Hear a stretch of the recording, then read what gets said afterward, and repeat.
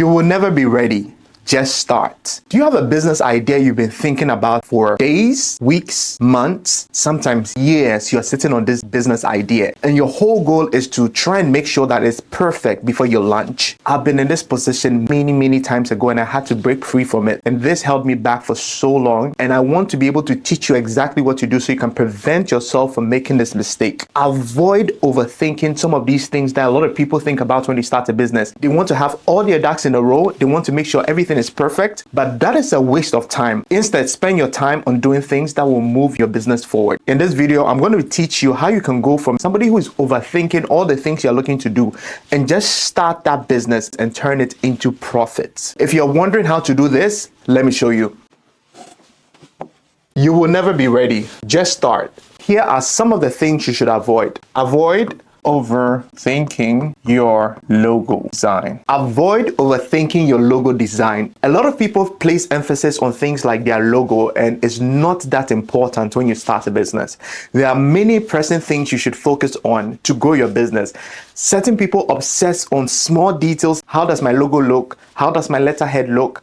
How does my office look? How does my furniture look? How does all these different things that they are thinking about that don't matter? Spend very little time on things like your logo design, because if you personally ask me, your logo design is not that important. 2, trying to get the perfect product. Stop trying to get the perfect product. If you notice, Apple, one of the biggest companies in the world, they still make changes and they still make mistakes. Avoid falling in the trap of having a perfect product before you launch. When I started my digital agency, some of the websites we built, if today I see them, I can't even believe that we did that. But the thing is, until you start and until you start to do the work, you cannot get better.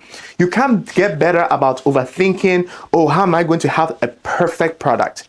Make sure that whatever product you're putting out is decent enough to start. The goal is not for you to trap yourself in the face of trying to be perfect. Nothing is ever perfect. No matter how much we strive towards excellence and perfection, don't let that stop you from launching your business, because if you're looking at the perfect planner, even this planner, when I launched it, it had challenges, it had mistakes, we're fixing it. My book, 100K Secrets, when I launched it, there were issues with the book, and whilst it was still live, they were still making changes to the book. Don't let a perfect product or perfect service stop you in any way, shape, or form and prevent you from launching your business. It's one of those things that people overthink, and if you ask me, it's not that important. Never ever say you're going to learn something just because it's not perfect. 3, overthinking your content. Stop overthinking your content. Just take a camera and record. Whether you're going to be speaking to the camera, whether you're going to be doing B-roll, put something out, because what you are thinking in your head that is a good piece of content, that's a bad piece of content, you don't know until you put it out. Let your audience decide whether your content is good or not. Some people overthink. They spend so much time on their content. But what do people think? What are they going to say? And they end up not posting anything. Analysis paralysis has killed so many businesses, because you put out maybe a piece of content and maybe the first one didn't perform, and just based on that, people decide to stop. No, don't spend your entire life trying to figure out, oh, what piece of content is going to resonate with people, what piece of content is going to land. Let me tell you this, I've spent time creating content that didn't do anything, and I've spent very little time just, this is not going to do anything, and it blows up. You do not know the time, the person who interacts with it, the kind of people who share it with other audiences, the things that happen behind the scenes, you don't have control over it. So stop spending all your time trying to get the perfect piece of content or overthinking your content. 4, not telling people about your offer. Have you ever heard a phrase, closed mouths don't get fed? If you have an offer and you don't tell anybody about your offer, how do people know that you have an offer? You need to be able to tell people about it. If you keep your mouth zipped and not tell people about your product or service, it's very unlikely that people are going to hear about it and buy or support your business. Decide that you're going to tell people about your offer. Don't close your mouth when you start your business, especially when you don't have a team of salespeople. You have to make sure that you actually go out, whether it's networking meetings, whether it's social media, whether it's emails, newsletter. Find a way to tell people about your product or service. Tell people about your product and services as much as you can. Don't close your mouth. Don't be the type of person that you're not going to say anything. You think that by some magic, your product or service is just going to sell itself. No, you have to promote it and you have to tell people about it. So avoid these things and do this instead. 1, a problem you can solve. Find a problem that you can solve.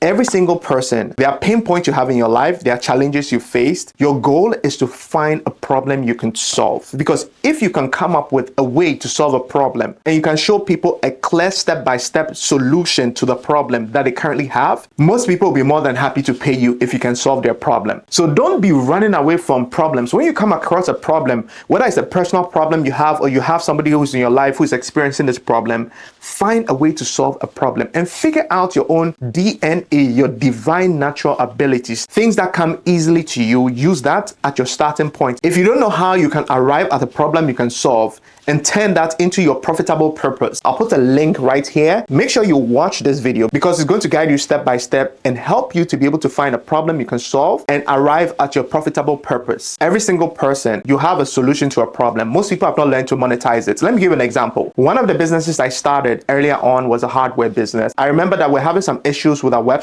and I reached out to the web developer to tell him that, can you update our website with this new information? And back then, many years ago, he told me that just to make a single update was going to cost me $3,000. And I was upset because I was like, it's an update. Why is it costing this much? And he told me that if you think it's that easy, do it yourself. Fast forward, I now run an award-winning web design and digital marketing agency from the problem I personally had in the business I started. So when problems present themselves, don't run away from it. Figure out a way to solve it because problems are like treasure chests.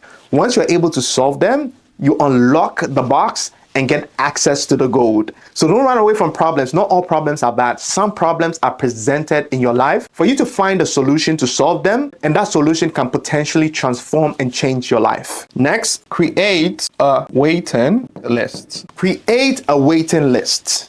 Many business owners, one of the biggest mistakes they make is they do all these things like their logos, their letterheads, their business cards, and they don't do this important thing, creating a waiting list. If you have an idea and you have a problem that you can solve, rather than you waiting to have all your ducks in the row, test the market. How do you test the market? Create a waiting list. Let people know that you can solve this problem and let people opt to join a waiting list. And rather than creating a finished product, aim at creating a waiting list of people who are interested in the solution that you offer. What this does is it helps you to be able to test to see whether the product or service you have has a demand in a marketplace.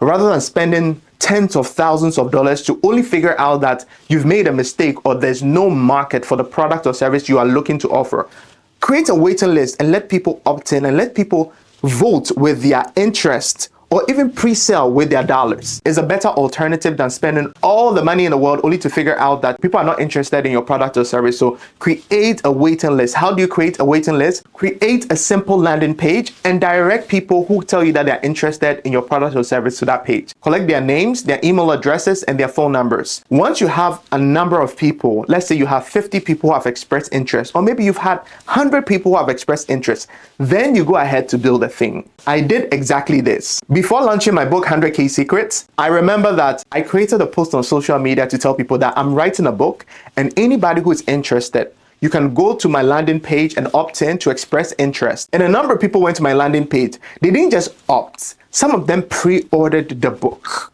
So I took those funds from the pre-order and we used that to create the book. Rather than me printing maybe 10,000 copies of a book, only to realize that people are not interested in the book and I'll just waste money.